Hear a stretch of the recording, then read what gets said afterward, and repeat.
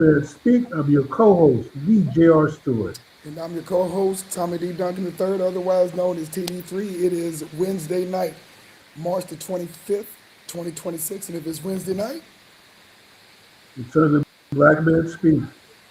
So let's give I want to give thanks to Count Basically for providing our theme music, to Forest Films, our own studio, providing our virtual studio.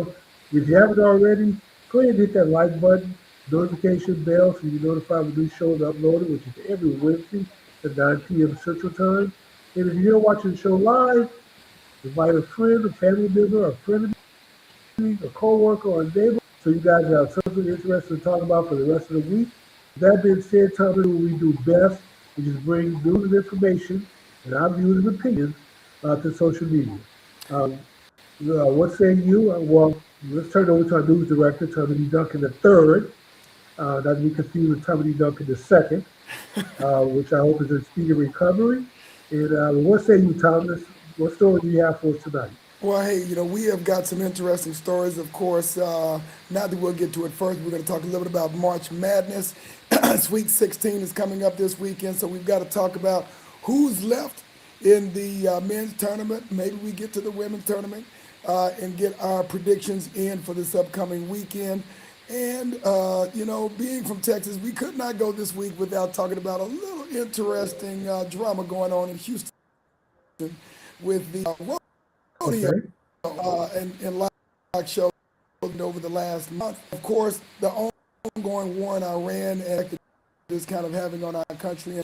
And of course, for those of you who are social media fans, Meta just got dropped with a $375 million judgment for some things that happened to our young people. So we're going to talk a little bit about that. And so that's what we've got. We have a little time. We may get to a couple of other things, but those are our major stories for tonight.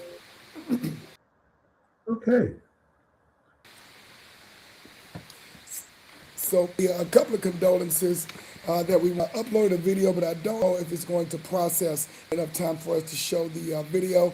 But for those of us who are 70s and 80s So kids you, growing you up want watching, you want to pick it up on the back end of the show? yeah, if it does process, if it does process, hopefully it'll have time. We'll be able to pick it up. But just in case, want to, of course, offer Okay. our condolences to Ed Bernard, probably a name that our young folks may not know, but he kind of played in a lot of cop dramas, played in The White Shadow and Police Woman back in the day in the 70s. He just passed this past week. And for those who watched Showtime at the Apollo, you had Kiki Shepard, who was the sister of Vanna White of Showtime at the Apollo. She just passed Pinky Pass? yeah, she just passed, man. Oh man.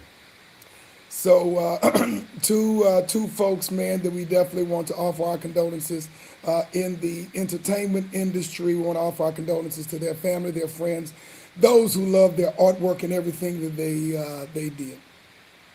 Okay. And Wow. if we get a chance, if our video pulls up, we'll get a chance to do a brief moment of silence. But wanted to make sure that we did not miss them, Okay. just in case. So. Got With it. that being said, Jimmy, let's go ahead and move forward with our first story of the night. Of course, we've already talked a little bit about what's going on in the Israel and U.S. war in Iraq. Of course, still ongoing. First, we think it's going to be a short war, and then okay, we think we may have a deal, we not have a deal. So we'll see what happens with this war, Jimmy. But the longer this war goes, the less folks are probably going to want to appreciate it, and there's a lot of money to be spent in these wars, Jimmy. So what say you? Well, this is what I say, Tom. Being a Marine myself, going to war school, to be properly trained by a government on how we execute war. I think what we're going through now is somewhat of a insanity period. I just don't know why people expect if you start fighting, you somehow know exactly when the war is going to end. The war ends when your opposition, when somebody surrenders. That's what it is. When the ability to wage war has been taken away from you, when you have no longer capable of fighting or producing the equipment or materials needed to wage war, and you wave the white flag and surrender. That's what the war is. Somehow going into a war thinking that we can be out of this for or 3 weeks, or 5 weeks, or 10 days. I just don't understand why people think that somehow we can predict the end of a hostility when no war has ever been executed that way before in the history of war. No Well, one's ever gone into a war saying, well, well, I know the Russians said that they were going to take Ukraine in 4 days, and now it's been 4 years, and they still fighting, pushing the markers back and forth a few inches each day on both sides. Lost over 1 million Russians. But yeah, there's no short-term, long-term war. When you go to war, you fight till someone surrenders. That's it. the problem is that there's someone who has a very, very large bully pulpit who said this was going to be a very short war. We were going to get in and get out, and it was going to be a very short war, and we were going to get what we needed and get on out. And I think people actually pay attention to what the man with the big bully pulpit has to say. And so as a result, with now, all that being said, we're not talking about a world war with multiple countries involved. Number two, we're not talking about the most powerful country in the world getting dragged into a fight by the tail wagging the dog and is picking on someone its own size, like a China or a Russia or something like this. This is someone that everybody thought pretty clearly should be a short fight because we're not really fighting against someone in our own weight class. And that's the other reason why folks would have expected a relatively short war, is because it's like a heavyweight fighting against a flyweight when we talk about the U.S. and Israel fighting against Iran. Now, it may have been a little bit more of a fair fight if it was just Israel attacking Iran, but you got the United States involved. And so I understand what you're saying, but let me bring everyone up to speed when it comes to fighting. So the air war, of course, we won those quite easily. Those are battles. The true war is going to come when you have to put ground troops on the ground, troops on the ground.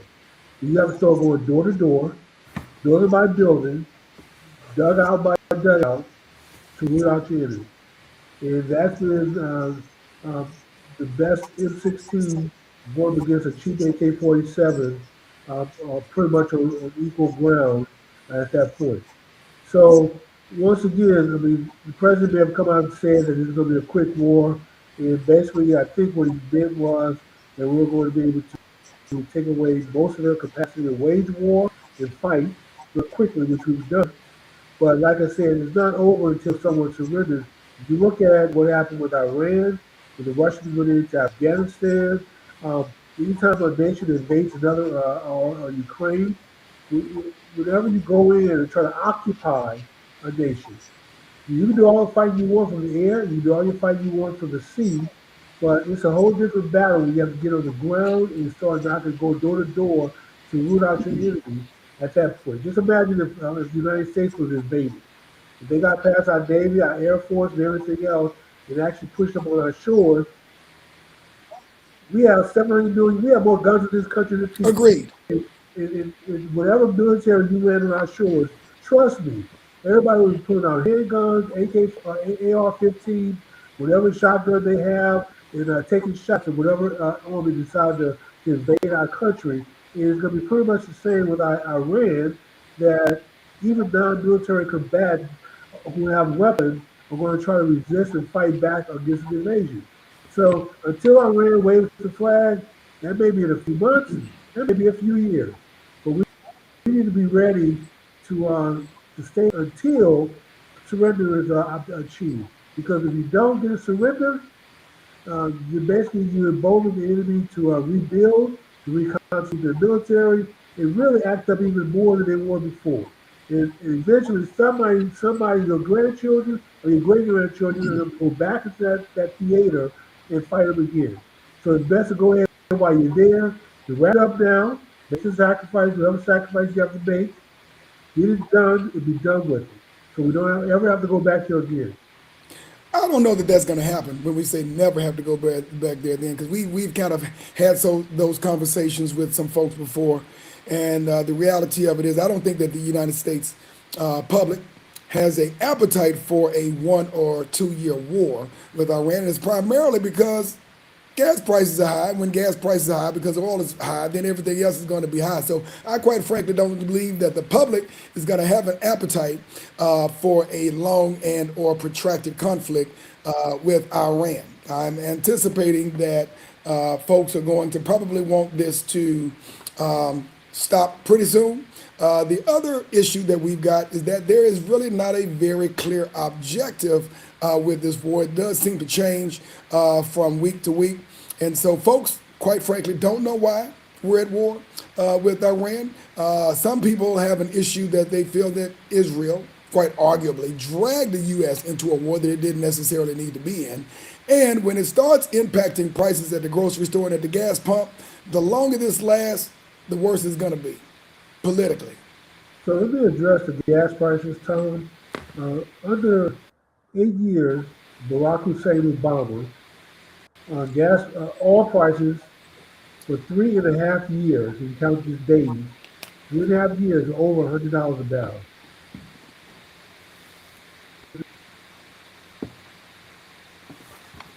It looks like Jimmy has. For Okay, there some we reason, go. I keep All right, dropping you're back. off. I'm not sure why. Okay. So Obama had oil prices over $100 a barrel for 3.5 years of his 8-year term. Uh, Biden had gas prices, oil prices over $100 a barrel for over 400 days of his 4-year term as president. We're Over how going many through days? exactly 6 days down with all over $100 a barrel under Trump, and everybody's whining and crying like they're being squeezed to death, Tom. Somehow I didn't hear all this whining and crying from the public about gas prices when Obama had higher gas prices than we currently have now, or Biden had them. It's only now that the Trump is as president, we're going to have to endure high gas prices for a short term. Once this is over with, they reopen the Straits of Hormuz, oil start flowing again. Those prices will slowly come down and be hopefully be a forgotten at point. Well, I would say this much. For what it's worth, there were a lot of things that Barack Hussein Obama got handed over by George Bush that he had to deal with, including a pretty depressed economy at the time. And so there were a lot of things that he was addressing. Yeah, it may have been over $100, but it wasn't over $100 for that long of a period of time. And number two, we're not dealing with 2008 to 2016. We're dealing with 2025 and on. And quite frankly, this is also being proselytized by a president who said he was going to fix everything on day one. Well, it's about year one right now, and so folks are kind of still waiting on that. And they weren't expecting that, number one, that the inflation was going to be increased in 2025, given it was a day one fix with, of course, the tariffs, which increased the prices of a lot of products and services that we consume. And now, year two, we're in a war, which, of course, is going to inflate the prices because when the price of oil goes up, everything else goes up. We're not talking about 2018 to 2006, 2008, 2016. We're talking about 2025 and beyond, and someone who said he was going to fix it as soon as he got into office. Well, inflation has come down from the 11% under Biden to 3.5, 4% under Trump. All 11%, prices, Jimmy. all prices have just gone up. They were at the lowest rate in 34 years just a month or so. So let's give him a little credit for the things that he has done. He's done quite a bit for the country. But once again, we are at war. In a country that's at war, you have to make certain sacrifices. So you may not agree with the policy, you may not even agree with the decision to go to war, but we are at war now. So let's do our best to roll our sleeves up, support the troops, make whatever sacrifices we have to make, and hopefully this will be a speedy war and the Iranians come to their senses that they can't defeat us, and they go ahead and wave the white flag so we get on with world peace. It's not going to happen until they surrender. So we have to find somebody over there willing to wave the white flag and say, we give, it's done. Uh, whatever 15-point plan the White House is giving them, they probably need to agree to all 15 points of it before we're done. But let me say this, I don't know this for certainty, but this is my prediction. Iran is going to do Japan. Iran is going to be the new Western Europe. Iran is going to be the next Philippines, the next South Korea. Um, and basically, we're going to occupy Iran, and we're never ever going to leave. We're still in Iran, we're still in Western Germany, we're still in Italy, we're still in France, we're still in England, we're still in Japan, we're still in the Philippines, we're still in South Korea. Everybody we've gone to war with and defeated, except those Vietnamese, we occupy the country after the war is over.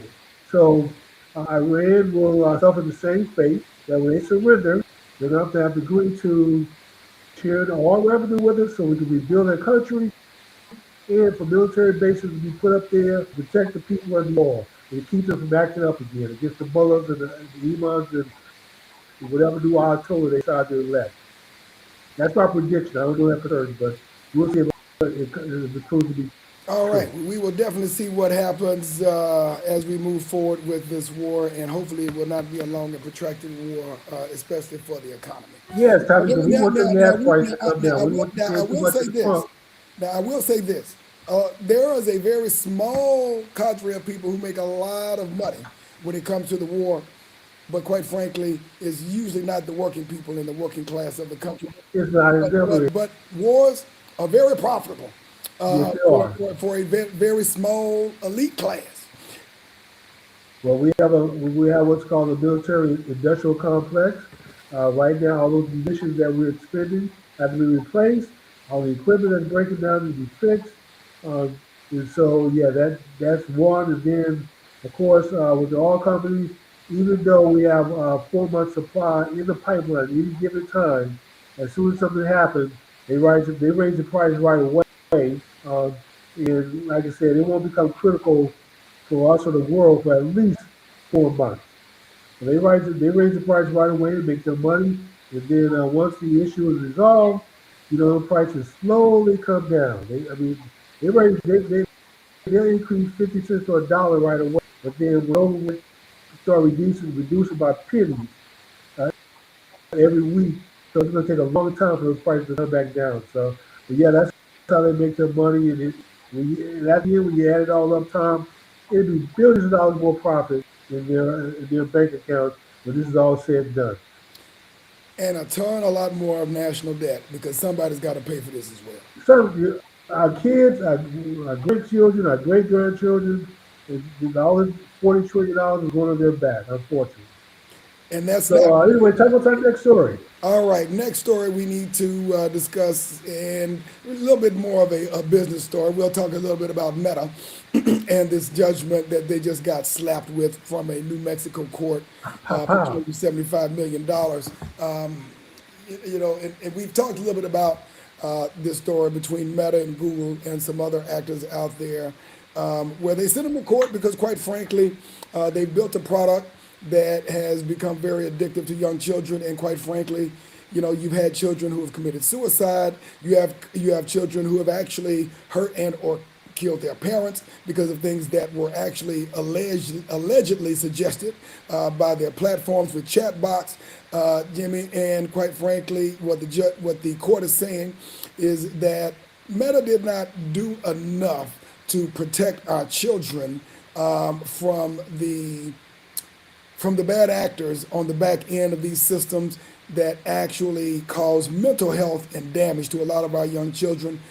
Jimmy, I know when we came up, there are always some issues that we have, but when you look at the level of mental health and trauma that our kids are going through, and therefore our communities, Jimmy, this is just a small drop in the bucket when you look at the lives that have been impacted by this. Well, Tom, unfortunately, this is what you said is true. But unfortunately, you know what? Nothing's going to change. All that's going to matter is that the tech companies, social media platform companies, collectively are going to pony up a bunch of money to settle all the lawsuits, just like the cigarette companies eventually did. But guess what? Cigarettes are still legally sold, despite the fact that they cause cancer, they cause all kinds of deaths and problems. In the states were suing for health, for all the health they had to cover and pay for. And guess what? After it was all said and done, once the dust settled, cigarette companies are still in business. RJR bought up the Bisco, they bought up some other food companies, they bought up pharmaceutical companies. So they took their money, diversified, they got into food and drugs, but they're still in business. So the social media platform are probably going to come up with a bunch of money to settle all of this. That's going to be the strike. But in the end, they'll just put up some warning that the Surgeon General or somebody in the government has deemed this product to be addictive. Enter at your own risk. But it'll be kids that just click OK and just continue to use the product. So nothing in the end really is going to change except they're just going to pay opponents some money to pay for this. This was all comes down to nobody gives a rat's ass about the children because they did. They'll prohibit kids under 18 from using the product if that was the case. Like with smoking and alcohol, you can't legally buy cigarettes or buy alcohol till you're 21 years old. Okay, if this product is so dangerous, then do the same. You can't go on YouTube or Meta or Facebook or Twitch or any social platform until you're 21.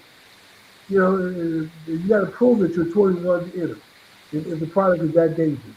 So, like I said, this is really more about money than it is about the health of our kids because the lawmakers, the states who want the money, and the lawyers who want to get their commissions don't give two rat's asses about our kids. They don't. My advice to you is do what the social media executives do. Google execs don't let their kids go on Facebook or YouTube or any of the social media platforms. In fact, one of the stories I saw said they don't allow their kids to use a calculator, Tom. They have to do everything manually with their brain. So that's because they know how addictive and how much of a waste of time their products are. So follow their lead. Don't let your kids go on social media. When they're 21, they can do what they want to do. It becomes their liability if they want to use a product that they know is addictive. They want to drink, which we know is addictive. They want to smoke dope, which we know is addictive. They want to use over-the-counter or under-the-counter drugs, which we know are addictive. That becomes their choice. But as long as they're your child in your house, and you allow them to do that, as far as I'm concerned, you're just as culpable as a damn social media company. Actually, more because they have a legal right and a willingness to provide a product that they know that's how they make their money. But your responsibility is not to make money for your stockholders. Your responsibility is your child, and your child is using a product that's dangerous for their mental health. But yet you still let them be babysit with their phones and these tablets because you don't want to do the hard work of parenting your child. Well, you bring up a couple of very salient points in your reference to the RJR, now RJR Nabiscos of the world, and the difference and the interesting similarity in what we're dealing with when you're talking about companies that sold tobacco products and marketed them specifically to young children, is that for decades they lied and of course said that it was healthy and that there was nothing wrong with these products, and so as a result of it, you had people who were dying of emphysema, lung cancer, and of course, these companies were saying that hey, there's nothing wrong or unhealthy about these products and services until, of course, they finally had enough people who died, who of course had a lot of these health issues. To sue these companies with the support of their government and their local politicians. And so you're right, they're still surviving, but what they had to do is because once they were transparent about what their products actually did, then of course you had a significant decline in the use of these tobacco products, and so they just used their cash to buy other products, snack foods and things of that nature, because obviously they couldn't make the money. And the same thing, of course, with social media. The reality of it is these social media execs know the damage that it does to their children, and so they don't allow them to do them. You're exactly right. Just like I'm pretty sure these people who were executives with these tobacco companies did not let their kids smoke, those products because they knew the amount of damage that it was going to do to their bodies long term. And so the reality of it is we're dealing with an absence of responsibility on a lot of these companies that are providing products that are addicting our children, that are causing them mental health challenges, and of course are creating all types of traumatic issues, whether we're talking about mass murders, in public arenas, whether we're talking about murders at home and things of that nature, whether we're talking about innuendos or suggestions that they do things that no young child should be thinking about. And quite frankly, it's the transparency that I think the parents, the families, and the communities are looking for, because they are going in blindsided and have no idea of the damage that these products or these services, quite frankly, are doing to their children. Well, Tom, what you're You're on saying mute, is Jimmy. If you true. can hear me. Yeah, Okay, can you hear there me? you go. We can hear you now. Okay, Yeah, we can hear you so now. unfortunately, my mic is over here, so I have to Okay, actually turn to face the mic in order to get good sound. But I'm looking away from the camera. So what you say, Tom, is true. So, but here's the issue for me is that when cigarette companies decide to go into the pharmaceutical business, they went into the food business. Their scientists who knew how to get people addicted to their products went with them. I mean, these guys didn't stay and really with the cigarette companies. Uh, they now work for the food companies. So our food has become very addictive. Our medicines have become more addictive with the stuff they add in. They make them that way. Not to making medicine to cure people. They make medicine so you can live with the condition for as long as you can as a customer. Well, despite the quality of life that you may have from the side effect of all these damn medicines they pump us with. And so the social media companies have done the same. You realize, Tom, if you go out and Google or ask Siri or Chat GPT or Grok or any of them, Copilot, who's the largest employer of neuroscientists in the damn world? It is Google. What the hell does Google need with so many neuroscientists? Well, they work there because they try to figure out how to make their product more addictive. correct. How to get the kids to keep coming back, how to put in reward programs, these junk emojis and hearts and you, oh, yeah, Go these ahead, Jimmy. reward stuff that don't matter to them. They don't put any money in your pocket. I'm not even sure what you get from me to do these surveys, other than a thank you. But yeah, but tell them they know their product is addictive. That's where they make their money, is getting people to come out to view their platform, to view the commercials. That's how they make their money. So they have every incentive whatsoever to get people to come back. However, they get you to come back. So they need to make the product addictive with some kind of reward system, indoctrinate your kids. I mean, that's what they're going to do. And then, as parents, far too many parents are willingly going along with it by using these platforms to babysit their children. So I'm not, unless you were just forced on twisted to use these platforms, I'm not even trying to hear. I think there are people, whistleblowers, who work for Google, who work for Meta, who come out and blew the whistle saying these products are addictive on purpose, for parents at least to understand and take a second look and put some controls on it. And maybe you could use social media for an hour, 30 minutes a day after you do your homework, after you do your chores. Yeah, I'll let you go on and chat for a few minutes, but it can't be 24/7 with your hand in the phone. I would agree with you on that. There is a responsibility of the parents to understand what their children are consuming, whether it is food, whether it is a sugary beverage, whether it is a service on their mobile phone. And I understand that, in a day and age where there's probably more gun violence than we've ever seen in our lifetimes in schools and churches and grocery stores and everything else, that parents feel a responsibility to ensure that they can talk to their kids at any point in time, whether they are in school and or outside. And so they use this mobile phone as a platform to communicate with them, quite frankly, because the kids aren't as home as much as we used to be when we were young. I mean, when we went to school, we came home until our parents got home. Then we had dinner, and then we usually talked at the table with our parents during dinner so that they could actually understand what was going on in their life. Nowadays, quite frankly, a lot of parents, unfortunately, don't know what's going on in their children's life. They don't know what's going on in school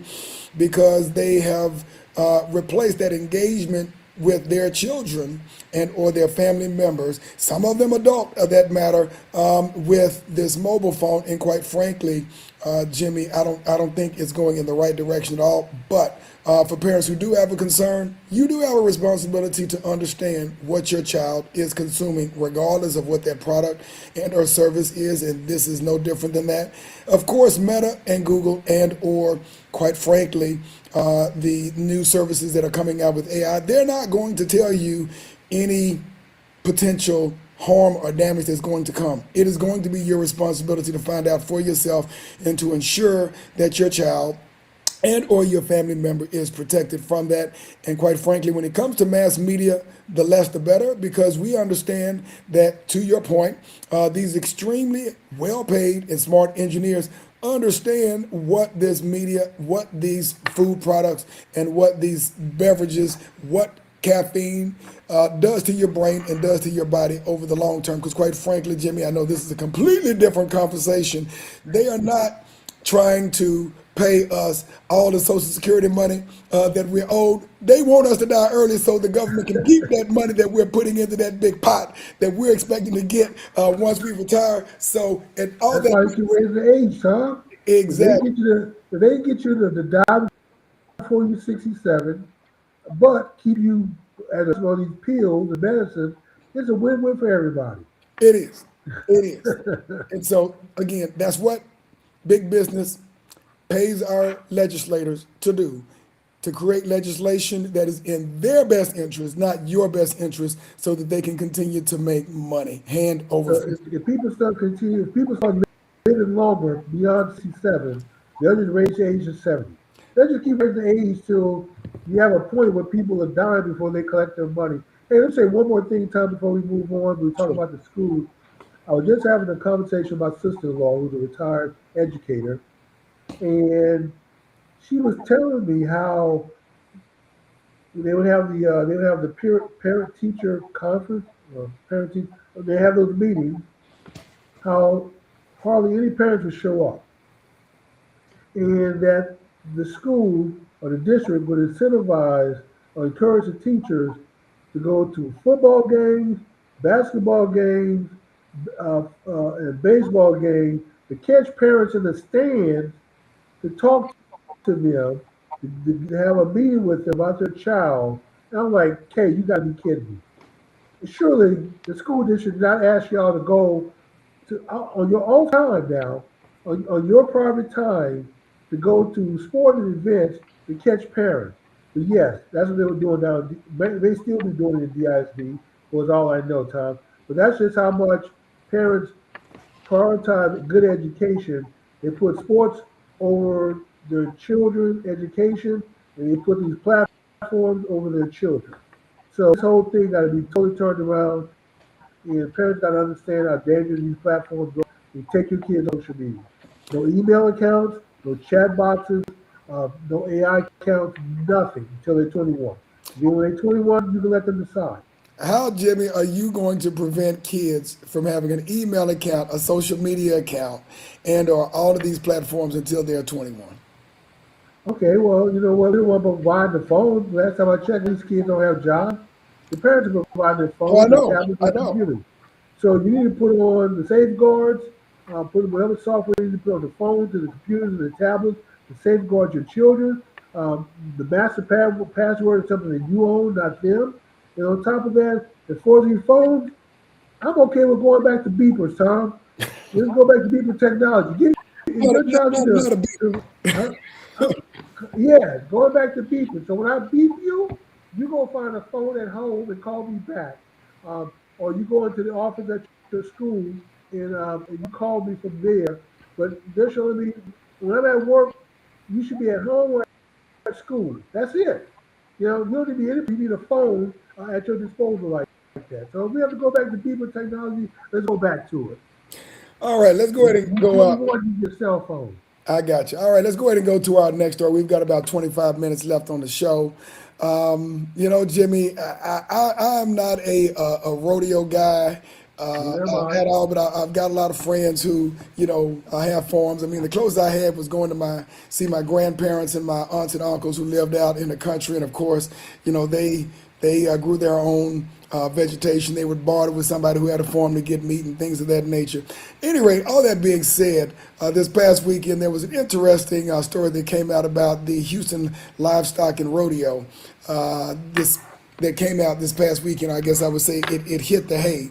What I've discovered is that the Houston Livestock and Rodeo actually goes on for about a month, very similar to what we do with the State Fair of Texas here in Dallas. But it's getting a little bit raunchy, Jimmy, and there's been some fallout. I don't know how to say this any other way. It's starting to look a little bit about they're trying to compete with Freaknik that used to happen in Atlanta some decades ago, Jimmy, and they have had to lock down on the dress code at a rodeo of all places because you got too much skin showing. Tom, when you told me this story, I thought you were kidding me, making it up. Until actually I went out and checked. And yes, the management company who runs the rodeo, the event, had to now enforce the code at the gate. So they will send you away unless you cover it up somehow. But Tom, when does this become an issue?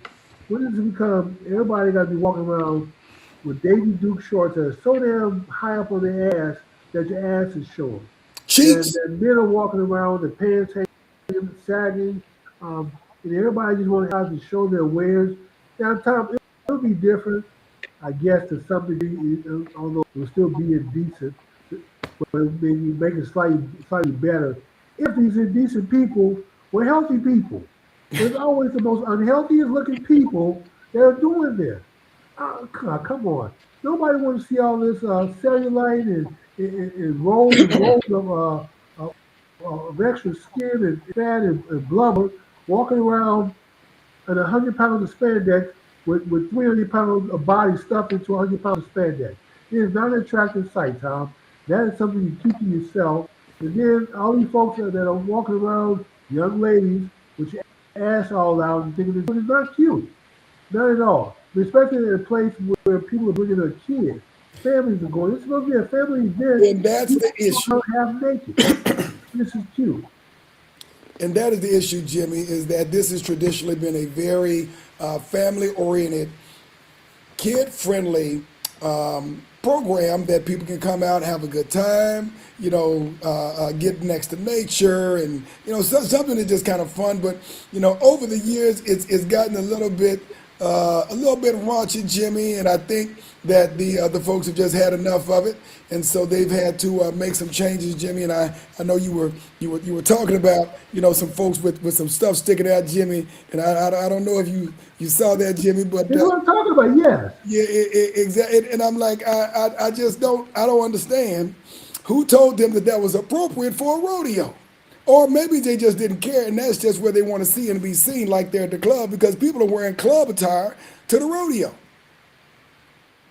Tom, you on the new beach in Brazil, it'll be different. Yes, Um, but at a Houston rodeo or any rodeo where family and kids are coming, this is very inappropriate, Tom.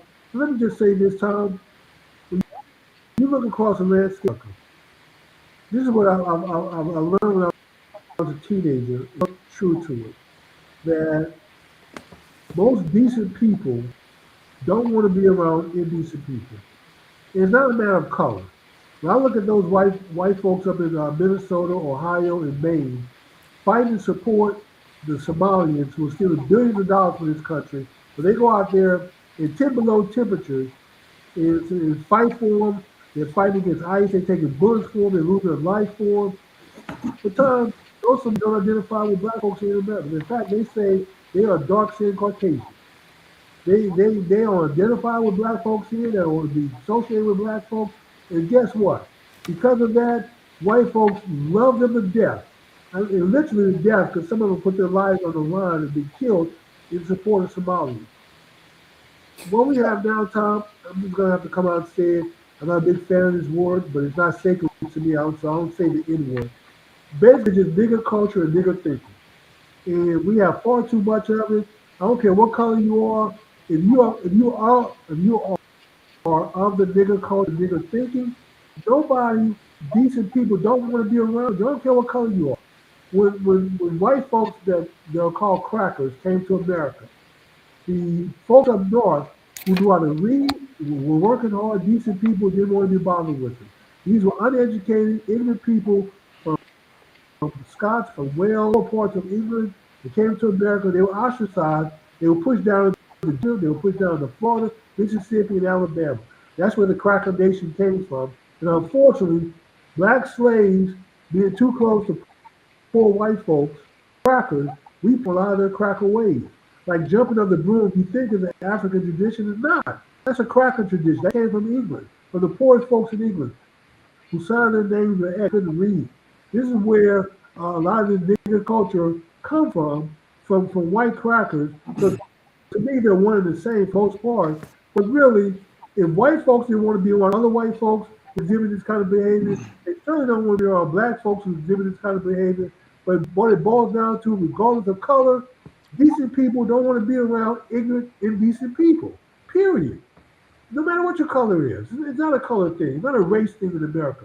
It's a caste thing. It's a culture thing. And unfortunately, fortunately, of our women are walking around calling themselves bees or witches, really with the B word, because it starts with a B instead of a W. They want to be bad W. They want to be bad bees, top bees. Call each other.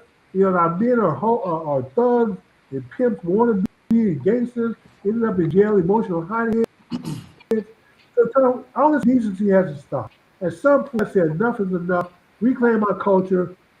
Focus on being decent human beings and get away from trying to be bad this and bad that and thug this and thug that and gangster and pimps and all this other nonsense that just exhibits the fact that we're ignorant culturally, we're inept, and basically we're exhibiting behavior that no decent people, regardless of color, want to be around.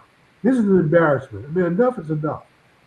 I would agree, and it goes on both sides, Jimmy. I mean, the reality of it is, is that mass media glamorizes and glorifies the over sexualization of women. It glamorizes the effeminization of men. It Yeah, glamorizes violence. And unfortunately, people are influenced by this. they And are. as a result, Unfortunately, and what we are seeing is a reflection of what mass media does.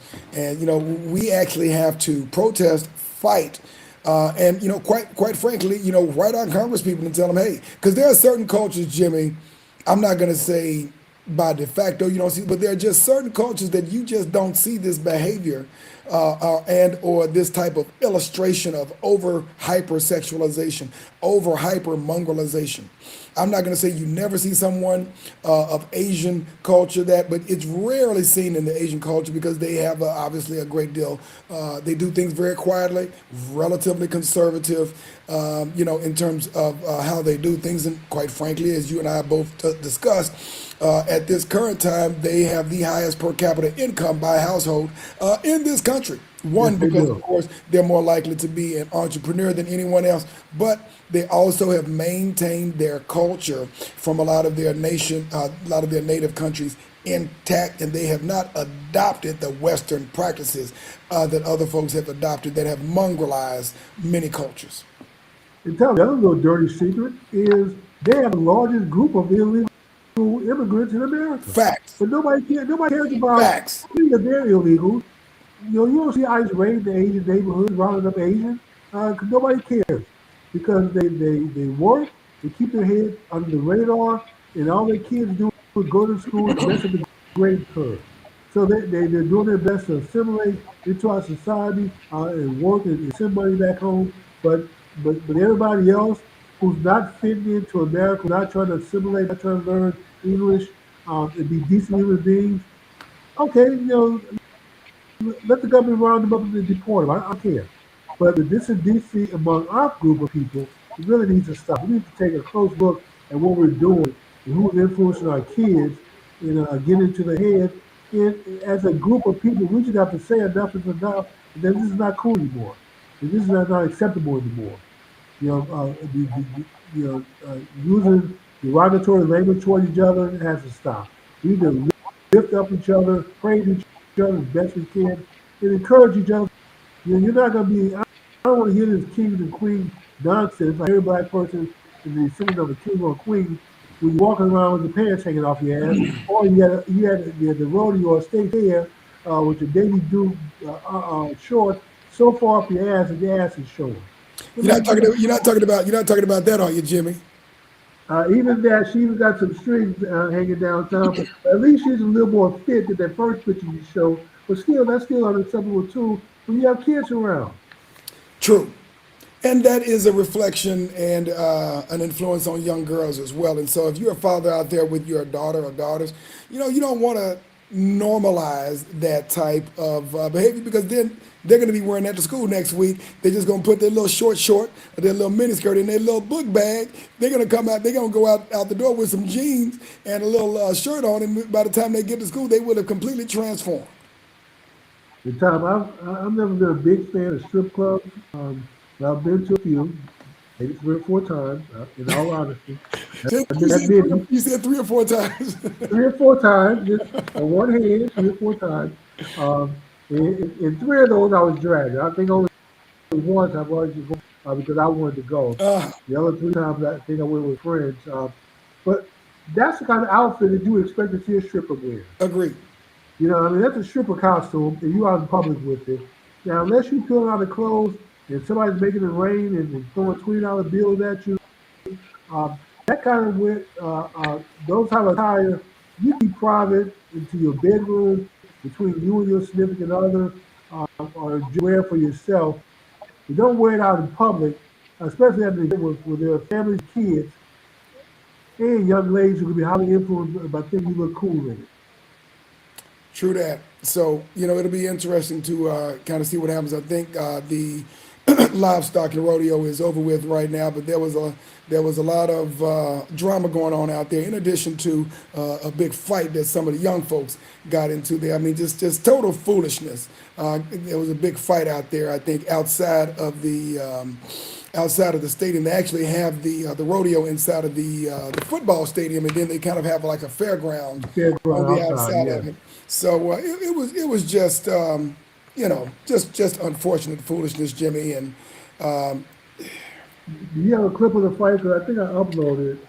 I believe so, Jimmy. Let's see if we can find it. Maybe the fight didn't get uploaded because one of them did. One of them was I about the think dress this is code. what you got here, Jimmy.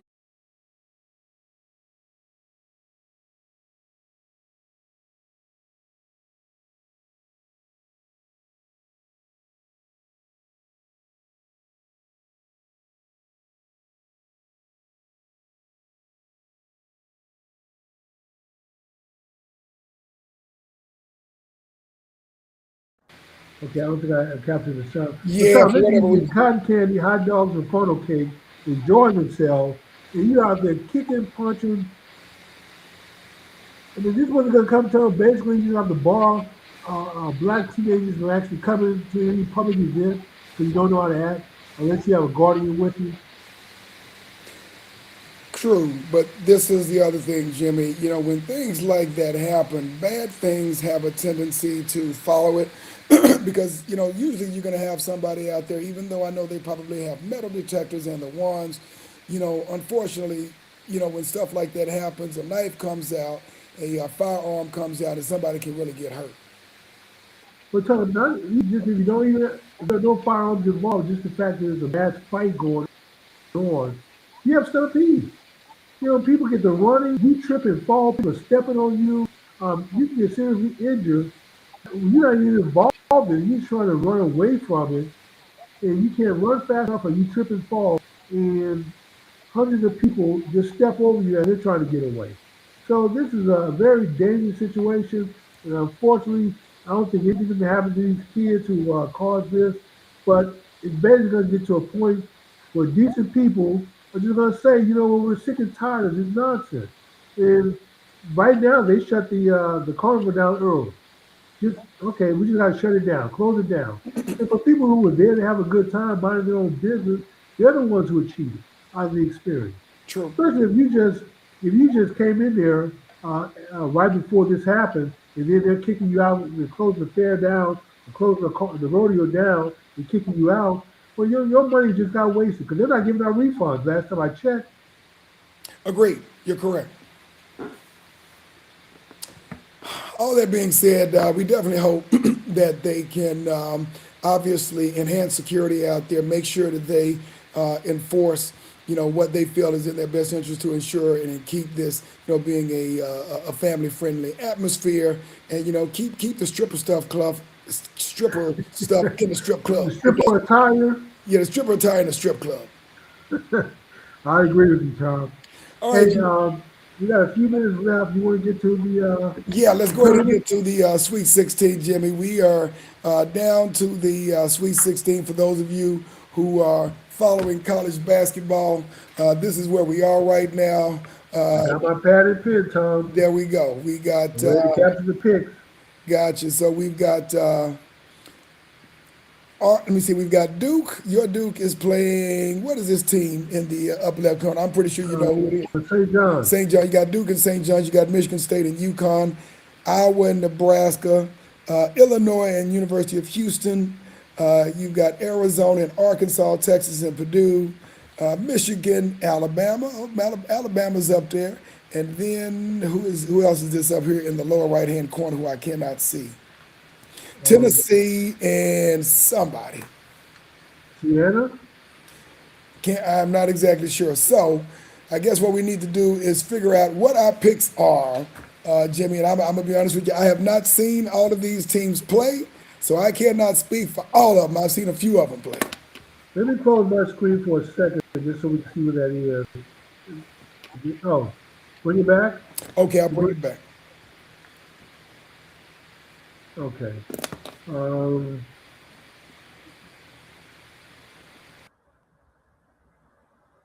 Iowa State.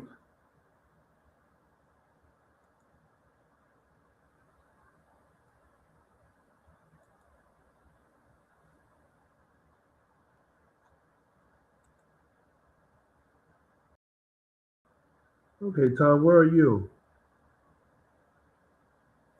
Go. Okay, there you go. Well, where you went. There we go. Okay, there you go. So that's Iowa State down at So the that was bottom. Iowa State in the lower left hand corner. Okay, so let me get your picks first, and I'll do mine.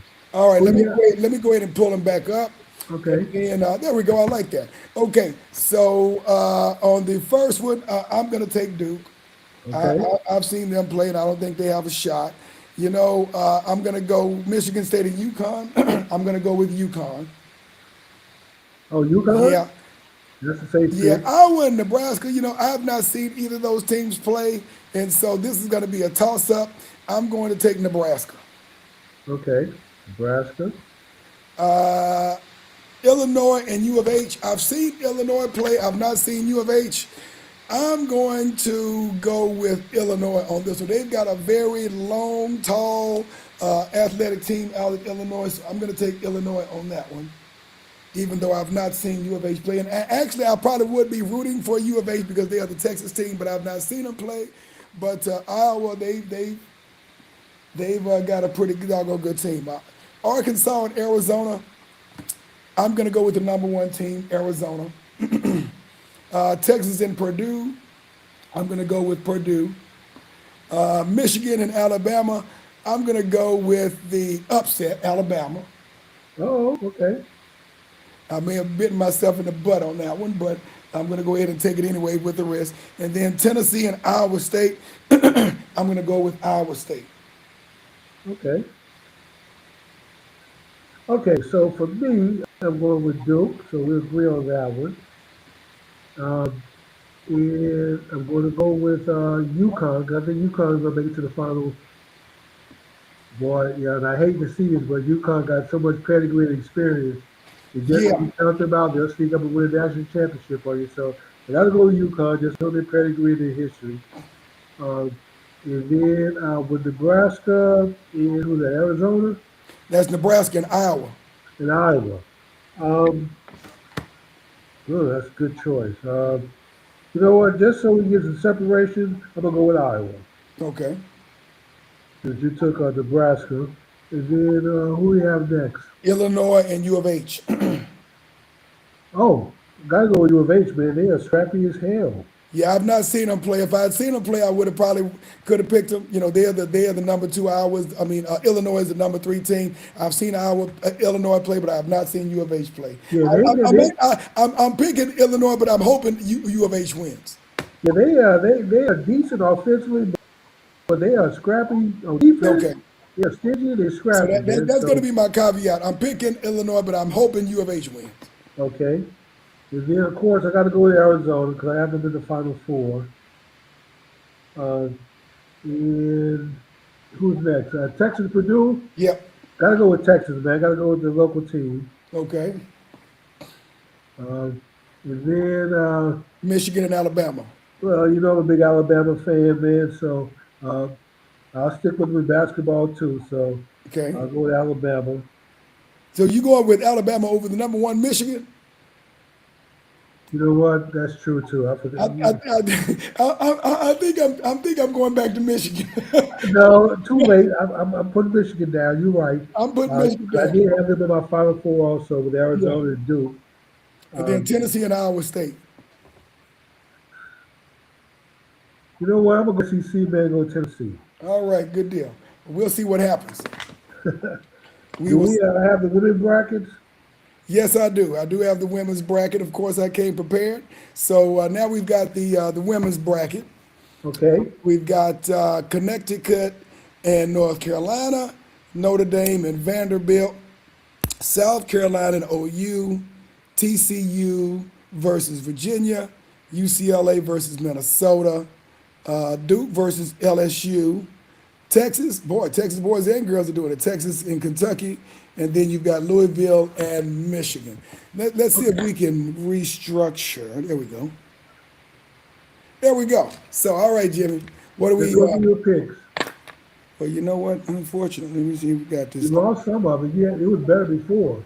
Yeah. Let me see if I can try this one. Yeah, Okay, there there you we go. go. We can do that one. All right. So let's look at the women's bracket. UConn and North Carolina. There is no way that I'm betting against UConn. You said you picking UConn? Oh yeah, there's no way I'm betting against UConn. And Yeah, you, that's and you, and they you know won a I bunch of already know. national championships too. Yeah. Notre Dame and Vanderbilt. I have not seen Wait a any. minute, didn't North Carolina lose their coach and he's being fired? That was the men's coach. Oh, that's right. It was on the men's side. That was the Okay. men's coach. Um, okay, Notre Dame. Notre Dame and Vanderbilt. I'm going to go with Vanderbilt. I'm going to go with the, even though they are higher ranked than Notre Dame, I'm rooting for a team that has really not had a very strong track record in many of the sports. I'm going to go ahead and go with Vanderbilt, the SEC team. Of Okay. course, I'm going with South Carolina against OU. Want to go against South those Gamecocks, man. Gotcha. You got TCU and Virginia. I'm going to go ahead and go with the Texas team on that one. I'm going to go ahead and go with TCU. Okay. UCLA in Minnesota. I'm going to go with UCLA, the number one team. Duke and LSU. I'm going to go with LSU on that one. Texas and Kentucky. I'm going to go with Texas. And then Louisville and Michigan. That's a toss-up, really, on between Louisville and Michigan. I'm going to go ahead and go with Michigan. Okay. All right. Give you my picks. So I too are going with UConn. Can't vote against those Connecticut. To the next game, Notre Dame and Vanderbilt. I'll go with the Catholics. Okay, Um, and then of course I got to go with South Carolina. It's hard to bet against them. right. And then TCU and Vanderbilt. Yep. Got to go with the local team. I support the girls, so we'll Okay. go with TCU. And who we have next? UCLA and Minnesota. Hmm. I haven't seen UCLA play, but since they're number one seed, it'll be hard to go against them. But you know what? I got to pick a couple of upsets here. So I'm going to go Okay. with Minnesota. Okay. Good deal. And now you got Duke and LSU. You know, both of those are my team. Well, Duke is my school. Even though I didn't go to school there, but I do like them. The girls' team is pretty good. But Tom, that girls LSU team, they Yep. got a couple of sisters on that team that can ball. Yep. They put up a century score on you just about every time they go out and play. Um, So you going with your team, Duke? now I got to go with LSU on this one, All man. right. All right. Good deal. Then you They, got they, Texas. those two guards on the LSU team, they can easily start for a Division three men's team. Oh wow. They can easily get playing time on a Division two team. The Division 1 team that was mediocre, they could definitely contribute.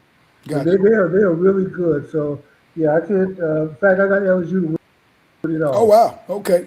You got And then Texas and Kentucky. Texas, you can gotta go with Texas. You know, always with a local team. Okay. And And then then last one we is got Louisville and Michigan Michigan. and Louisville. And you went with Michigan? Yeah, I went with Michigan. I'll go with Louisville. All right. Well, we'll know what happens next week and the week after that, considering that we'll be down to the Final Four by the time we get to next Wednesday. Well, let's see. We'll next week we should know who won this round, And the and next then we round. should be down to what the Final Four at Yeah, that we'll be at the point. Final Four by next week. Final Four prediction Yeah. with who's going to win it all. Uh, So yeah, six, six. when we're back next week, we'll get down to the Final Four and who our championship, what the championship round is going to look like. Okay. All right, Jimmy. Well, we are right on time. So It's 9 o'clock. time. So we'll give you the last word. We're ready to close the show out. All right, I want to thank everybody for joining us this evening. We hope you found it entertaining and informative. Of course, we want to thank everybody who joined us this evening, including, of course, cousin Audrey K. B for real, girl. Good night. Enjoyed listening to the dialogue. Thank you so much, and thank you for supporting us. And of course, we look forward to seeing you next week, like we do every Wednesday. Because if it's Wednesday night, Black man speak. good night, everyone.